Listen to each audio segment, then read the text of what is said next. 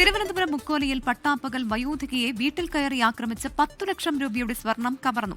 നഗരമധ്യത്തിൽ മണക്കാട് ശ്രീശിവം റെസിഡൻസിയിലാണ് നഗരസഭാ ജീവനക്കാരെന്ന വ്യാജേന ആക്രമണ സംഭവം ഉണ്ടായത്. കേസിൽ പ്രതികളായ 5 പേരെ ഫോർട്ട് പോലീസ് അറസ്റ്റ് ചെയ്തു. അമ്മയ്ക്കാണെങ്കിൽ 65 വയസ്സ്. നമുക്കിത് ജീവിതത്തിൽ ഇങ്ങനെ സംഭവിച്ചിട്ടില്ല ഇതുവരെ. നമ്മളെവിടെയാണെങ്കിൽ ഇത് ആൾക്കാരാണ്, പുതിയ ആൾക്കാരാണ്, വാടകയ്ക്ക് വന്ന് ജോലി ചെയ്യണവരുമാണ് ഇവിടെ.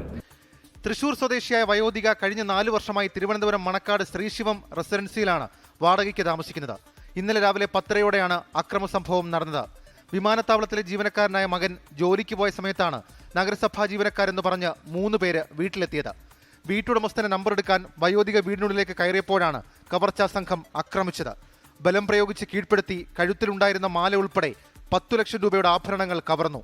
വേറെ 2 പേര് കയറി വന്ന് ഉള്ളിൽ വന്ന് മേഡം എന്താ പറയുക, കയ്യിൽ നിന്നൊക്കെ വളയുണ്ടായിരുന്നു, കയ്യിൽ നിന്നൊക്കെ വലിച്ചെറിഞ്ഞ് മുഖത്തൊക്കെ അടിച്ച് എന്താ പറയുക, സ്വർണ്ണമാലയൊക്കെ ഊരിയിട്ട് കൊണ്ടുപോയത്. അമ്മ പിന്നാലെ മകനാണ് ഫോർട്ട് പോലീസിൽ വിവരമറിയിച്ചത്.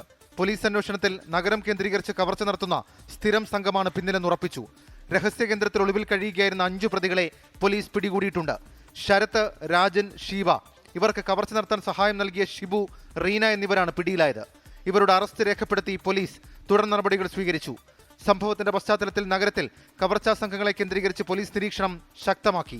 24 തിരുവനന്തപുരം. ലോകത്തെവിടെയായാലും ഏത് സമയത്തും 24 വാർത്തകളും ഓഗ്മെന്റഡ് റിയാലിറ്റി പാക്കേജുകളും എക്സ്പ്ലെയിനറുകളും വിശദമായി കാണാൻ ഞങ്ങളുടെ യൂട്യൂബ് ചാനൽ നിങ്ങൾക്ക് സബ്സ്ക്രൈബ് ചെയ്യാം.